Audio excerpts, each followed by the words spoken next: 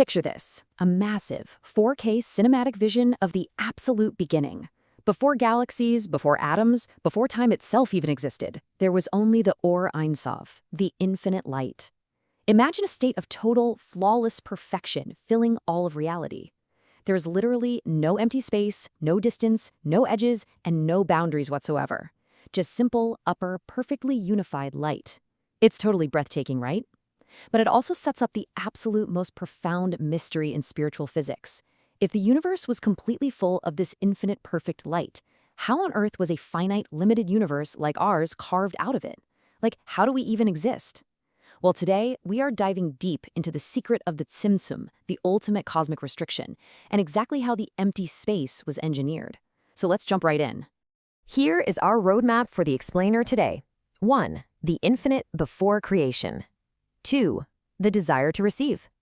3. The secret of restriction. 4. The circular empty space. And finally, 5. Equivalence of form. Let's get to it. Starting with Part 1, the infinite before creation. This is the absolute baseline state of the universe, before any worlds were emanated. Okay, so there's this really famous ancient Kabbalistic phrase, he and his name are one.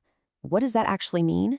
Well, in the spiritual terminology of the Talmud Eser Sefirot, he refers to the infinite light of the Creator, and his name refers to the vessel, or what we call the desire to receive, the ratzon lekabel.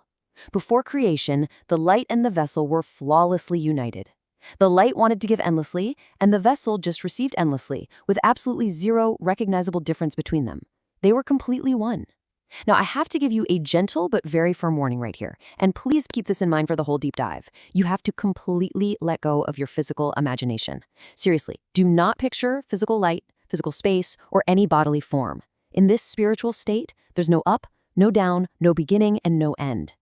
Moving to Part 2, the desire to receive. This is the core mechanism, the very engine of everything. So, for separate worlds and separate beings to exist, something had to change. And this brings us to an absolutely crucial concept, Shinui Tzurah, or disparity of form. Remember my warning about physical space? Well, in the spiritual world, distance has nothing to do with inches or light years. Distance literally means a difference in desire or nature. If two entities have the exact same desire, they are spiritually connected. They're one. But if they have opposing desires, they are spiritually far apart. The Creator is absolute bestowal and giving. The vessel, by its very nature, is designed for absolute reception. That is a massive disparity of form, which naturally creates spiritual distance. Let's use a cosmic engineering analogy to really make this click. Imagine a massive cloud server. The host server's core protocol is absolute bestowal. It just wants to push infinite data, infinite light. The receiver module's protocol is unlimited intake. At first, this runs perfectly. But then the central point of that receiver module wakes up and realizes its purely receiving nature is the exact opposite of the source server. The host only gives, the receiver only takes. This realization creates an unbearable spiritual dissonance. It's a fundamental protocol clash. You can almost think of it as a profound cosmic embarrassment. Look at the extreme contrast here. In the pre-Tzimtzum state, the light and vessel were perfectly blended. But the moment the desire to receive woke up and recognized its own nature, it realized it couldn't just passively take forever. It wanted to be like its creator. It wanted to bestow. But how does a vessel whose literal genetic code is to receive become a giver? It realized it had to restrict itself to align its protocols with the source. Which brings us to the monumental turning point of creation. Part 3, the secret of restriction. Tzimtzum basically translates to restriction. The desire to receive deliberately minimized itself. It voluntarily withdrew its desire for the infinite light. By freely choosing not to receive, it essentially acted as a firewall, blocking the unrestricted flow of that infinite light. And remember, a massive rule of spiritual physics from our sources. There is absolutely no coercion in spirituality. The light didn't run away or disappear. The vessel simply stopped wanting to receive it in that reactive way. And without the desire acting as a holding container, the light simply withdrew.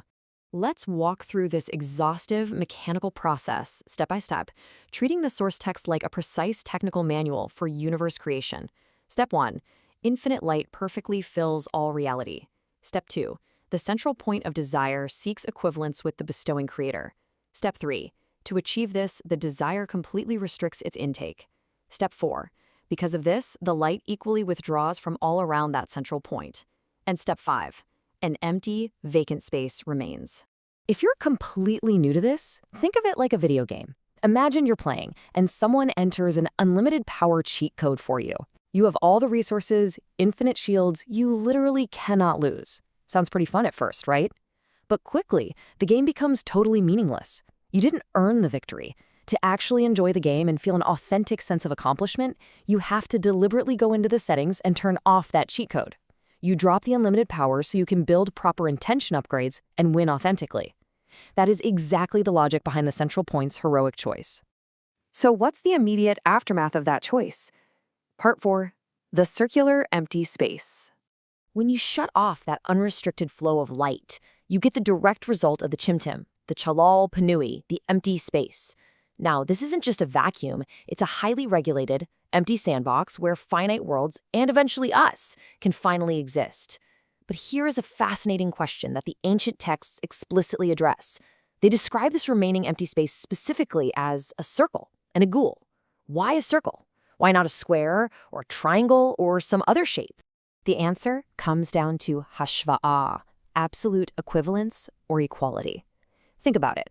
A square has protruding corners, angles, and sides that differ in distance from the center. But a circle is perfectly equal from the center out to every single point on its edge. Because the infinite light is completely equal and uniform, the restriction, the withdrawal of the light, also had to be absolutely equal from all sides.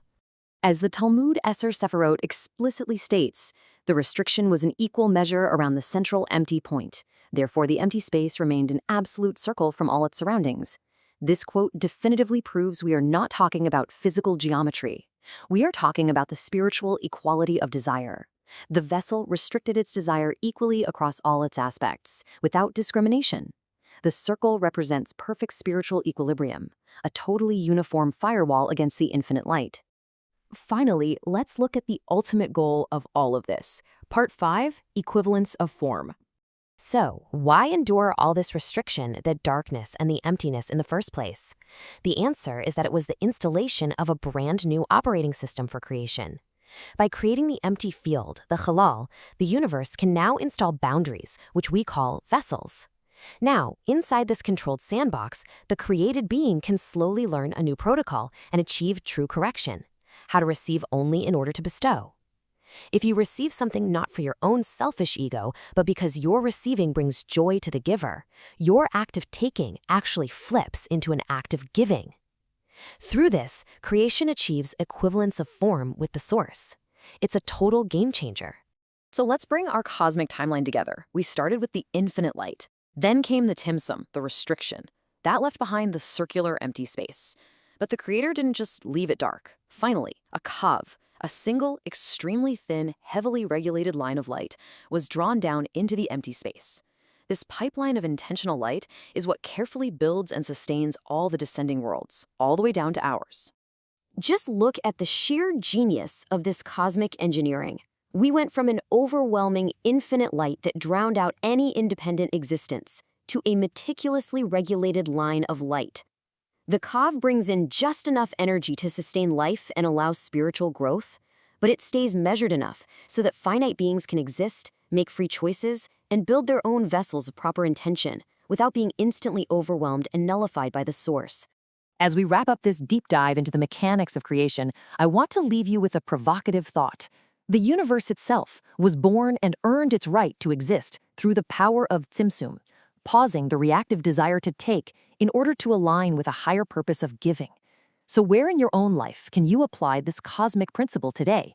How will you restrict your reactive desires to upgrade your own spiritual alignment? Thank you for joining us for this complete journey through the Pardes. We hope these ancient truths help you and your family improve your own dimensions this week. If you enjoyed this full chapter deep dive, please like, subscribe, and share which part of the journey touched your soul in the comments. We'll see you in the next chapter.